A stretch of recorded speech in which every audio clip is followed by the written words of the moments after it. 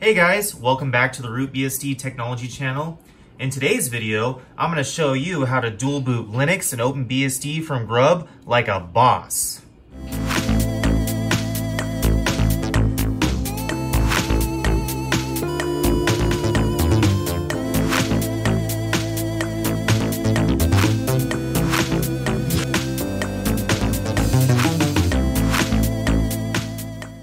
Okay, so the backstory behind this is that a viewer told me they really wanted to try OpenBSD and they wanted to dual boot with Linux. And they told me that GRUB was not opening OpenBSD no matter what they did. So I looked into this, and if you go to the multi-boot section of the frequently asked questions on openbsd.org, it says right here that refind is reported to usually work. GRUB is reported to usually fail. In either case, you are completely on your own. Now, I thought to myself, well, that's kind of ridiculous. I mean, you know, I know that the OpenBSD developers aren't really like crazy about Linux, and I can see why some people don't see a real practical reason to dual boot Linux and OpenBSD. But for those that are learning, and maybe they just don't, you know, necessarily want to virtualize things, they want to experience things on bare metal. And honestly, it's always better to experience things on bare metal. Me personally, I'm not a huge virtualization fan. I don't do a lot of virtualization. I know some people just like love virtualization. I'm just not that kind of a person. So I figured, you know what? I used to dual boot Linux and OpenBSD in the past. I don't understand what the problem is. I mean, I have talked to OpenBSD developers, and I do understand that KOpenBSD, that's the GRUB's OpenBSD support. It's a command called KOpenBSD. I know that the OpenBSD developers strongly recommend against using that thing, and I don't even think it works anymore. Basically because they say it just poorly initializes the hardware because it has such a heavy dependency on the Linux kernel for hardware initialization. So if you don't have the Linux kernel there finishing up the job of initializing your hardware, especially if this is a problem when you're Libre booting, then you're going to have instability and issues in OpenBSD. And I have experienced those issues before on a Libre boot machine where the console mode, the DRM, would just be completely garbled until X was started, or till Xeno DM was started. So chain loading with FreeBSD and OpenBSD is the best way to load from GRUB. Unfortunately, if you go to the GNU GRUB manual, it just says right here that specific support is available for Linux, FreeBSD, and NetBSD. It says they have support, but they says operating systems that do not support a multi-boot must be chain loaded. And it gives you an example of chain loading with Windows, and it uses this chain loader +1 command. Now it says chain loading is only supported on PC BIOS and EFI platforms. So what I've figured out how to do this with GRUB, but I'm not 100% sure if this would work on a UEFI machine.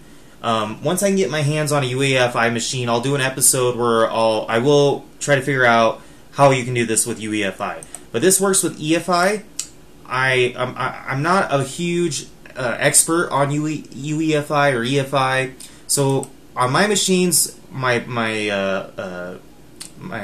partition scheme is using GPT, and we're gonna use this EFI platform. So what I did is I looked up online, and this was basically the traditional command for chain loading. Is you would set your root, you would specify the device and the partition, and then you do this chain loader +1 command, or chain loader with this command. And they say right here this doesn't work on UEFI installs, and I'll get back to that, you know, in a future video. So what I figured out was basically I saw some examples of people dual booting Linux and Windows has an EFI file that it can boot off of, and they would chain load directly to that EFI. So I remembered just from going into the OpenBSD mirrors that they always have this boot IA32EFI and boot x64.EFI, even though when you install OpenBSD, it doesn't include these files. So what I did was I basically just set my root, and then I set chain loader to boot this. I manually downloaded this file, and I just put it in the root partition, and that solved the problem. So basically, I'm going to show you how to dual boot Linux and OpenBSD, and to start it successfully from GRUB on a machine that uses GPT and EFI. And I had another viewer test this. He said it worked on his machine, and I have it working on this it works on this desktop, and it works on my laptop. But I'm going to show you from my laptop because I just plugged in a drive on this desktop. It only has just the SSD in it. So yeah. I'm not going to show you guys how to install Linux, as that would be redundant. Installing Linux is easy. But I will show you how to install the OpenBSD right alongside the Linux. And let's get this started. Alright, so let's get this install started. Just going to go through this really quick.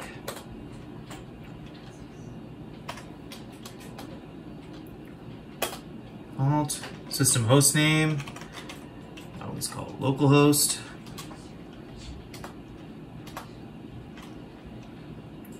I don't have this connected to the Ethernet. We're gonna install it directly from this. This is an OpenBSD 7.0 release. Really, what I wanted to do is just show you how to nestle this alongside the Linux partition. It's timing out because it's looking for internet. There is no internet. Green tea is really good for you guys. Tea time. Alright, none. Done. Done. My super secret password.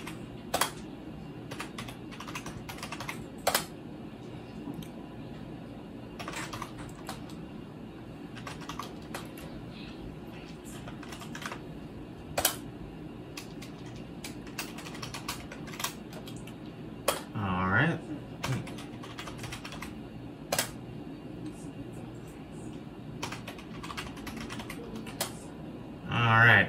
Yep, definitely don't want to allow root SSH logins. Okay, so the disk is SD0. So you can see here I already had done this before. So what normally it would just show 0 and 1. What you'll do is press E. Alright. And then what you want to do is just E2. A6 for the OpenBSD partition. And it'll automatically set your offset to be right next to that Linux partition. And then press asterisk to take up the rest of the hard disk. Now on this computer, I have the original hard disk that the laptop came with, and I have an SSD that's in a DVD drive bay. So we're installing this on the original hard disk that this came with. We'll just call the partition OpenBSD, so it's really simple. Okay, and then write and quit. There we go. And now what we want to do is we're going to create a custom layout. PG. So then we're just going to set up the root partition to be letter A right here, and it's really simple. So just and if you're ever confused, just type question mark. Delete the partition first. B A. There we go. So A, the offset, asterisk, file type is 4.2 BSD, mount point is going to be a /, and that's it. And that's all you need to do. And then write and quit.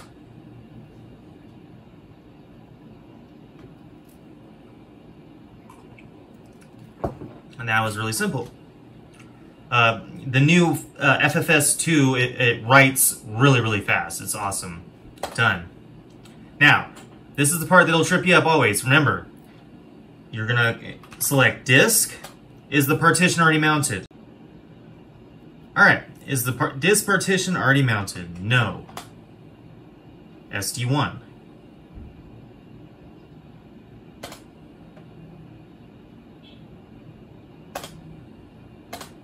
Okay. Yes. All right, now we're installing.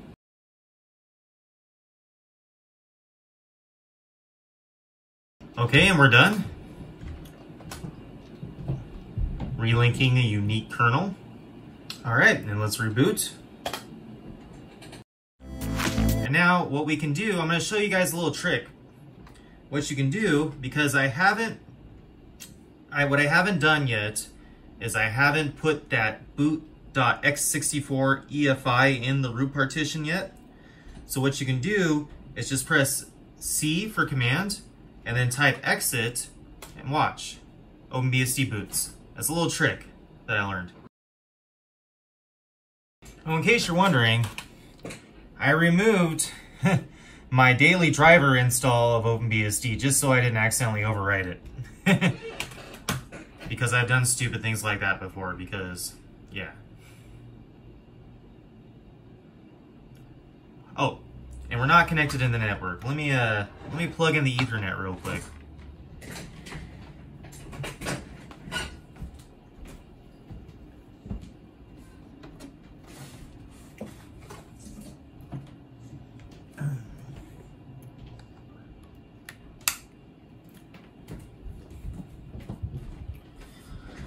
Okay.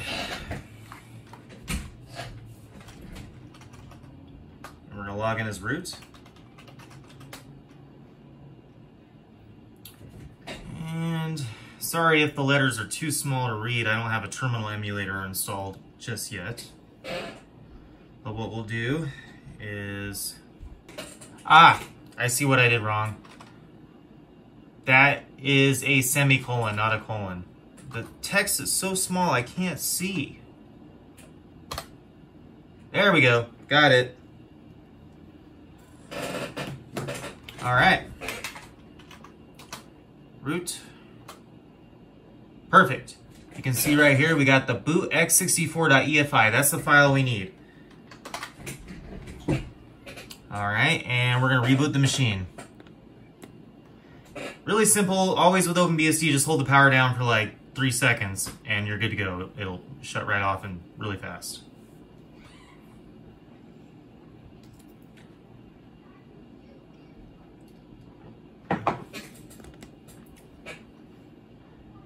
Okay, so now the next step is we go into our Linux partition and we set up GRUB. Now I'm using Lubuntu. Lubuntu is one of my favorite Linux distros. I know some people don't like that. They're are against Ubuntu. I don't know. It works really well. The developers did a great job. All the stuff that DT was complaining about, the new Ubuntu release, the canonical GNOME version, none of that stuff is an issue. There's none of those problems here with Lubuntu. Lubuntu is just super polished. All right, we're in our Linux install.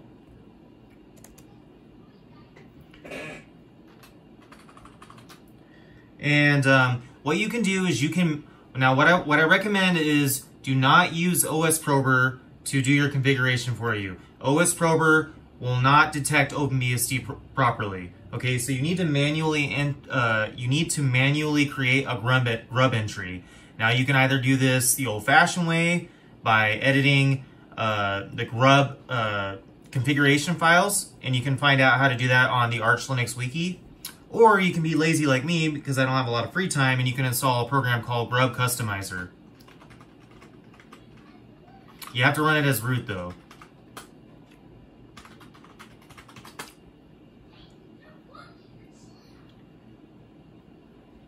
Okay. So, what you want to do is you go to this, you type the name of your partition, and then you select chain loader. Now what it's going to want to do is just want you to pick a partition. Don't worry about picking the partition. I probably should have did this to begin with. But basically it's going to look like this. Set root equals HD0 GPT3 chain loader boot x64.efi. Okay, and this one just works for my SSD. I gotta remember I can't do that. So this one would go to the other hard disk, so it'd be hard disk 1 instead of hard disk 0, and then MS-DOS 4, because on my SSD, it's using an MBR setup, I believe. So we don't need to be in this. So the last thing I want to show you is how to identify your devices and your disk labels in GRUB so that you can properly configure these menu entries, because you want to manually set up your menu entry. And I showed you it's gonna look like this. And I'll put a link in the description with just examples of these menu entries. Now also, if you guys, if you already dual boot Linux and OpenBSD and you have another method that works, just put it in the comments. That means we have 1 or 2 methods, you know, or 3 methods. That's great, you know, 8's together is strong. Iron sharpens iron, right? I would love to have 3 different methods. The whole point of this is that the OpenBSD developers were like, you're on your own. And RootBSD is like, don't worry, I got you, fam. So let's get out of Linux. Just showing you, you can either manually edit your GRUB the old-fashioned way, or you can use GRUB Customizer. And then all you want to do is, so the best way to do this is press C and then type ls-al. All right. Now, you definitely don't want to do that, set it up with a picture before you do this, but what you're looking for is the file system that says UFS. Now, you can't see that right here, but it says it right here, UFS2. So our OpenBSD is going to be on okay, so in programming, number sequences start with 0, 0, 1, 2, 3. So the first one is HD0, and that's going to be on GPT partition 3, the UFS2 file system. So that's how you read these things. Now on your computer, this might be a little different, okay? So you definitely ls minus AL, and it'll give you a readout of all your devices and the disk labels. And this stands for the first hard disk 0, GPT partition 3. Now, you press E to edit. Now you can see here, set root, you put it in these quotations, single quotations, HT0, GPT3, chain loader, boot x64 all caps .efi. Remember when we put that in the root partition? And F10 to boot. And there you go. It boots. And that is, so the OpenBSD developers told us we're on our own. We figured it out. So my fellow viewers and the RootBSD community, we can dual boot Linux and OpenBSD easily from GRUB, and we don't have to install our Refind. Because I was initially going to look into doing a tutorial on Refind, but I found out, you know, asking all my Linux using friends, literally nobody's using Refind. Everyone is using GRUB. I couldn't find I found like one person that says they used it in the past. So this works with EFI and GPT and MBR. Now, when it comes to UEFI, I'm not sure. Leave a comment in the description if you have a method for UEFI, or if this would work just the same with UEFI. I don't have a UEFI machine to test this on right now, or the ones that I do have, the hard disks are full and I'm not installing. I need those the operating systems on there to stay the way they are. So in the future, if this is an issue, if people are saying, hey, I got a UEFI machine and this doesn't work, I can get my hands on one and we can figure it out, okay? So that's all. And you know, I can also show you, I have my daily driver right here, and plug it back in. We can reboot. Okay, and now you can see here, this represents my SSD that I just plugged in. I'll show you the command. So this one, it'll be hard disk 1, that's the next hard disk, MS-DOS 4. And I found that out by typing ls-al. It says right here, the file system type UFS2, partition HD1 MS-DOS 4. And there we go. Booting into my OpenBSD current install. This is the one that I've been making most of my videos from. Works just great. And that is how you dual boot Linux and OpenBSD in 2021, because the old commands don't work. The developers told us we're on our own.